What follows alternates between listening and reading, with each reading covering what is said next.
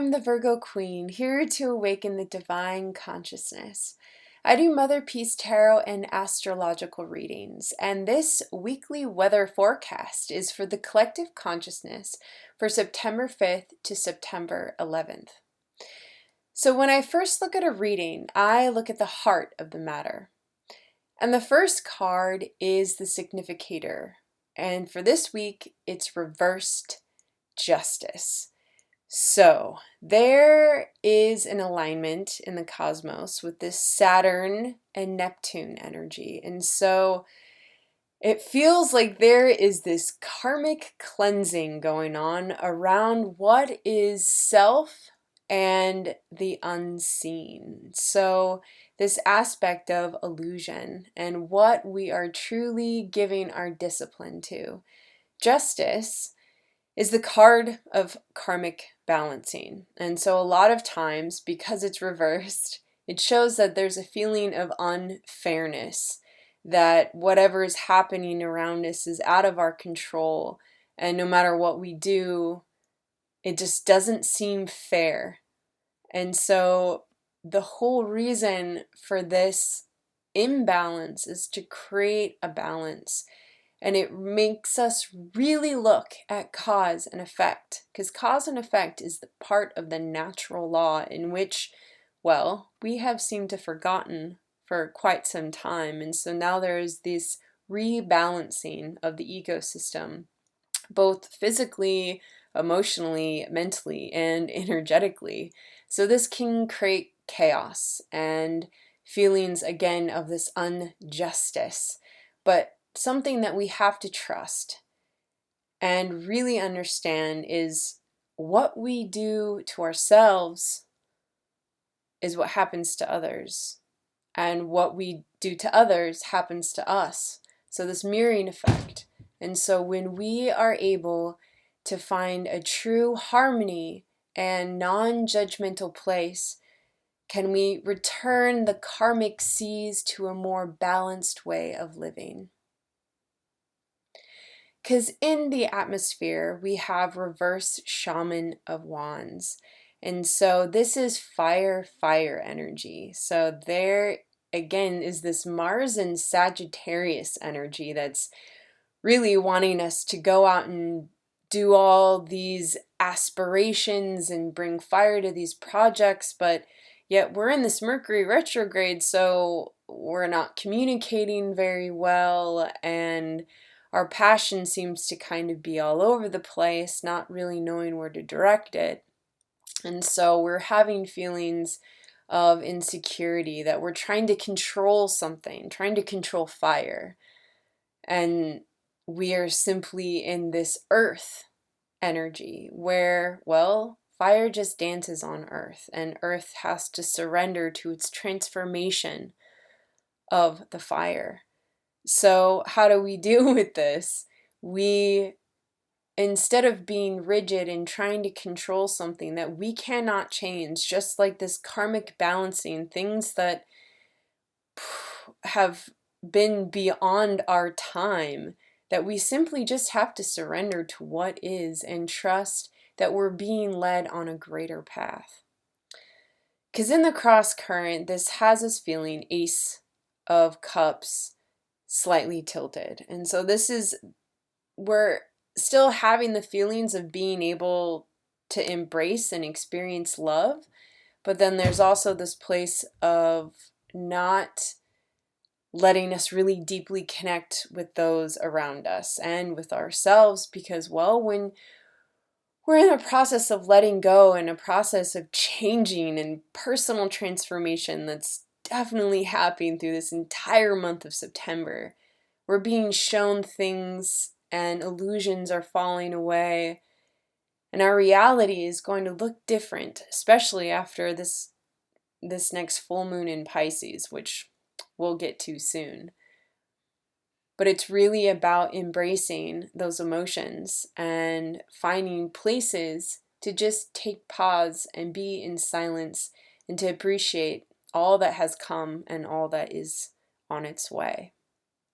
In the root, we have 8 of Wands. So this is showing that we have a lot of psychic energy going on.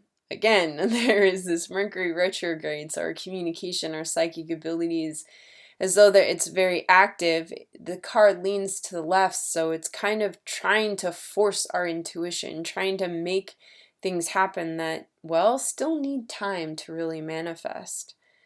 Because in the sky, our mental plane, there's a lot of stress going on, a lot of stress around change and what this new life is really going to be. And so it's creating tension in the body. And because we're still in Virgo, Virgo rules the body and specifically the digestion system.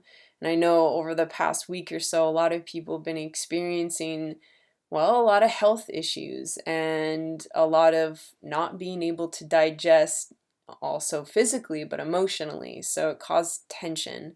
So how to relieve stress in the body?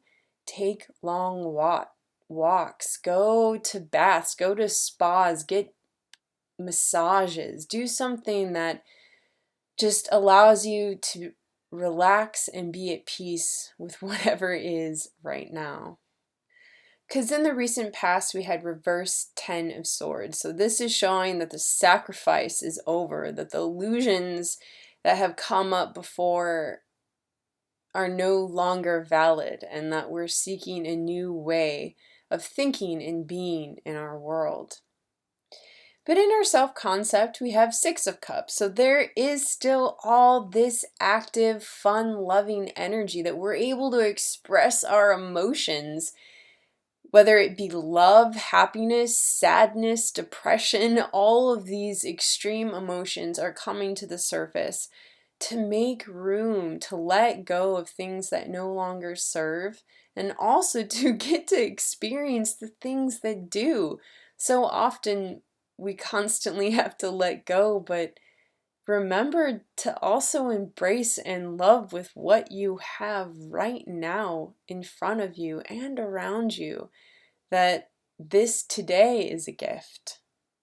Because in the hopes and fears, we have reverse 8 of swords. 8 is about change and swords is mental. And so this is actually showing us that we're letting go of trying to control the mind and moving away from this patriarchal idea of how to think and how to be in the world, that we're changing our paradigm. Because in the future, we have reverse 7 of wands, and 7 is this inward energy and wands is fire. So it's really about going on this inner artist journey and really asking the things that drive us, the things that really make us live and want to wake up to in the morning. That we have all these different sides to us. We live in these parallel universes, yet here we are, the one today experiencing this reality. So how are you going to live it? And what talents and what gifts are you going to bring to the work that you're doing in the here and now? Because in the house, we have 3 of cups. 3 is active, playful energy, and cups is our emotions. So all of this energy is being held in this playful, open, loving energy. So remember not to take yourself too seriously, regardless of all the opposing and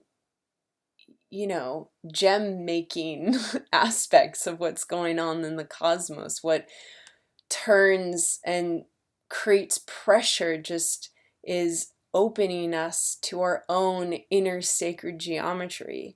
So really just embrace playfulness and take moments to enjoy all the things around you and to be grateful.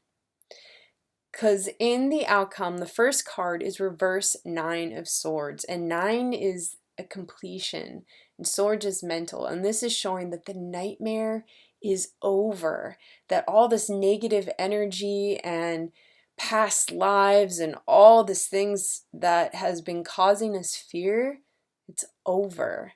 And we move into 7 of swords reverse. So we're no longer trying to strategize life or make a plan. We're just going with our intuition and following the signs that lead us to Wheel of Fortune, our twist of good fate. Now, September 9th is a big day. Jupiter is moving into a new energy, and it's just going to bring such good fortune.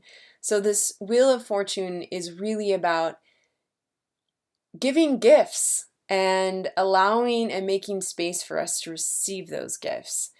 And because it's reversed, it's kind of showing that maybe we have kind of this expectation on how those things need to come into our lives, or how the gifts need to be received or, well, given out back to the world.